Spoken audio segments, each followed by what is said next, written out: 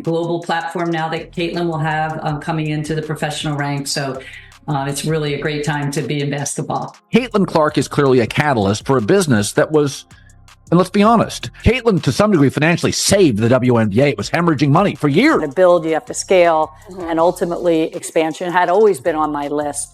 But we didn't want to rush into it because we wanted new owners, like new ownership groups. Anyone who knows sports here knows, like, it's a slog to be a sports. How would you stop CaitlinClark, your most valuable asset, from joining a competing business?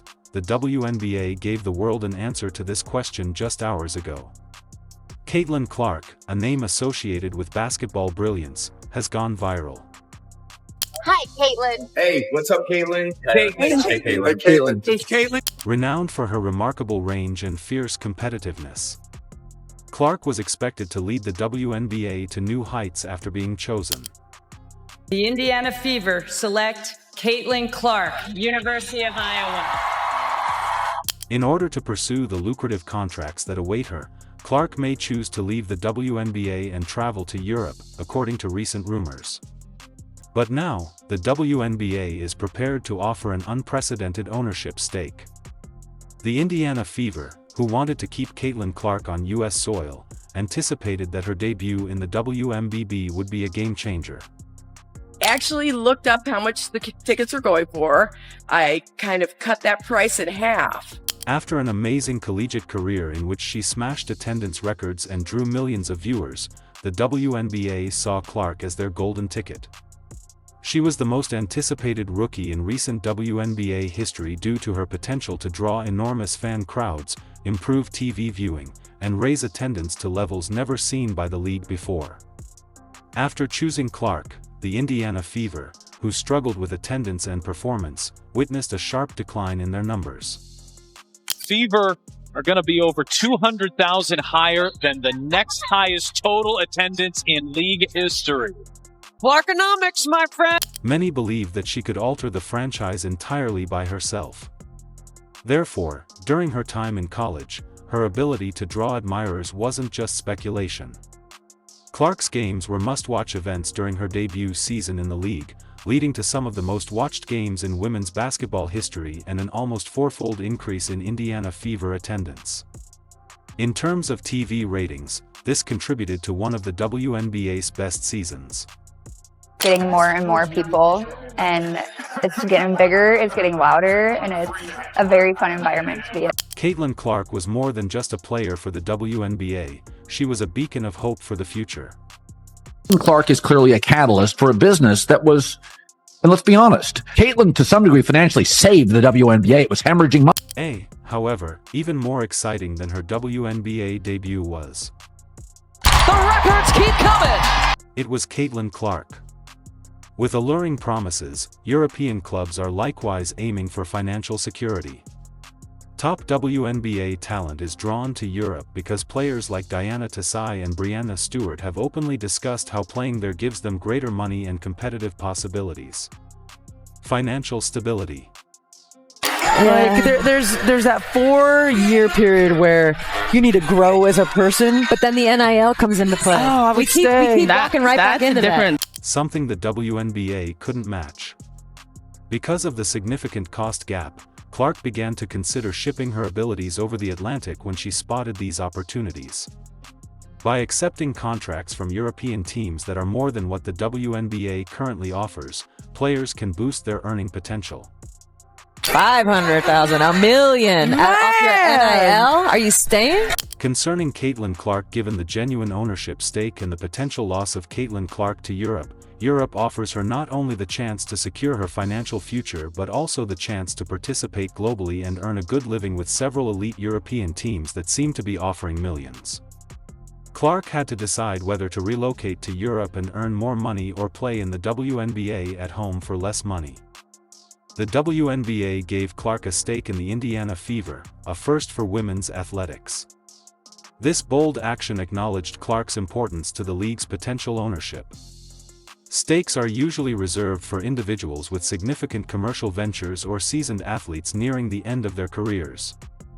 For instance, Michael Jordan's ownership of the Charlotte Hornets offers a player and ownership share at such a young age, which is unprecedented but demonstrates how much the WNBA appreciates Clark and acknowledges her potential to have an impact on women's basketball going forward. Both the league and the Fever's ownership group see Clark as a long-term investment.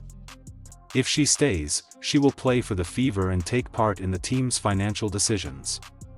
Over the past 5 years, media rights agreements, WNBA sponsorships, global fan connection, and the general rise in sports popularity have all contributed to sports clubs' long-term strategy and expansion, which has caused their value to surge.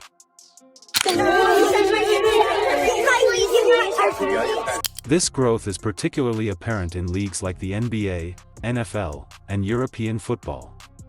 However, over the previous 5 years, franchise values in MLB, NHL, and other leagues, such as the WNBA, have also increased dramatically, while NFL team prices have risen by almost 40%. After this season's attention, the WNBA is quickly emerging as the league with the most room to grow. Due in large part to CC's entrance and the new media arrangement, the Indiana Fever's valuation has increased by approximately 40% this year alone to over $90 million. The NHL has expanded by more than 50%, while MLB has expanded by more than 42%.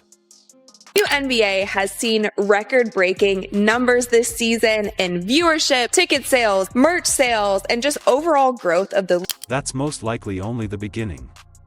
With her ownership stake, Clark will be able to accumulate long-term riches and put herself in a position to become the first female basketball player to become a billionaire. As the only female athlete to become the greatest of all time in their sport and accumulate hundreds of millions of dollars in net wealth, she would join Impact Elite, which is only available to Serena Williams. Clark has always had interests outside of basketball. During her time in college, she discussed growing the sport and making an impact off the court. Draft day viewership, which is up 400% to 40%. Between ticket sales, which is up 93% to 16%. Between regular game viewership, which is up 180% to 20%. What CaitlinClark has done is grown the WNBA exponentially. I wish the WNBA stakes could be bigger, since no one gives me that in the BICE game. This ownership stake gives her the chance to genuinely impact a team's management and might have an impact on the Fever as well as the WNBA as a whole. They believe that Clark is a game changer who can take the league to new heights. Losing her to Europe would have prevented the WNBA from growing its fan base, which would be more than just a blow to the Fever. Nitpicking every single thing I do, and I know I want to, help this franchise get even better, help my teammates get even better, be better for my teammates, and I know there's a lot of room for me to continue to acquire more lucrative sponsorships and broaden its worldwide reach in a league with low TV viewership. Clark's arrival might boost viewership in ways the WNBA has never experienced. Because of these significant players, Clark's long-term addition would solidify the league's growth. Not following after CaitlinClark's been eliminated, and they're not into the league because they're conditioned by the league and the ownership in professional sports involves more than just financial gain. It also has to do with legacy players who acquire ownership, power, and influence. There is more to giving her an ownership stake than just retaining a talented player in the league. The goal is to secure the future of the WNBA. The idea of a rookie like CaitlinClark being offered such a significant status symbol could be viewed by Ozza Wilson, who has dedicated herself to building her personal and professional brand within the league, as undermining the years of hard work and dedication that veteran players like her have put in. Wilson and other WNBA veterans might see this agreement as an indication that the league's dynamics are shifting and that younger players like Clark will receive a lot of media attention and fanfare. Stakes are viewed as more than just athletes, such as Michael Jordan of the Charlotte Hornets. They may begin to receive preferential treatment in terms of opportunities and endorsements because they are business moguls with the power to influence the franchise's destiny, which could lead to conflict in the rooms. Clark's final WNBA playoff game, 2.5 million viewers. Appreciate you. And I think that what she has done for women's basketball, especially in this country, has been phenomenal. There is no woman, no matter how great you were as a player, Cheryl Swoop, Veteran players may feel their achievements are being eclipsed by the promise of new stars as a result of Clark's offer, which would set a precedent that future generations of players may look forward to. This kind of agreement would put Clark in a unique position inside the WNBA, providing her with both long-term financial stability and a voice in the Fever's business decisions. For someone like Wilson, who has earned respect and credit for years of work, witnessing a novice gain such opportunities could cause strife. It represents a shift in the league's value structure for its younger, more marketable players in comparison to its more seasoned veterans, in addition to a financial disparity. Playing basketball right now is a miracle. Some of the fans that were unhappy with her one play, a defensive play, called for that same tumor. The offer of an ownership stake ultimately represents the NBA's effort to retain its most marketable talent in CaitlinClark's growing notoriety, but players like A.A. Wilson may be jealous and irritated by this action.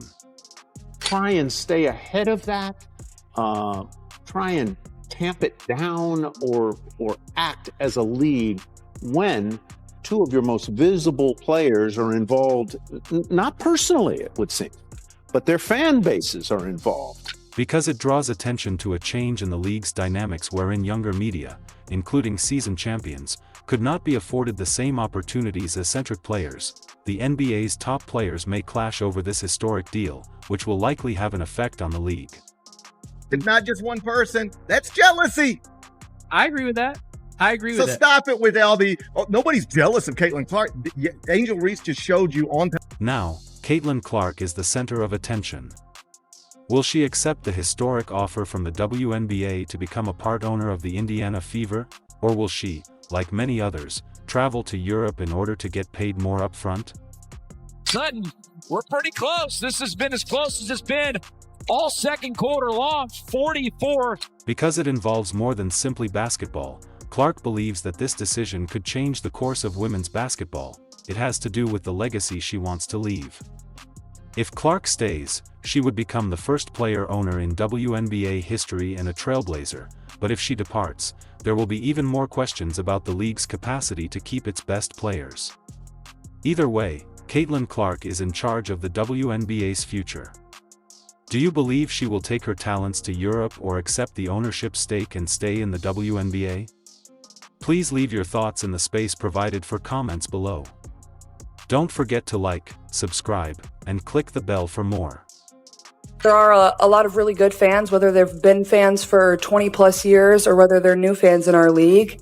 I think continuing to uplift this league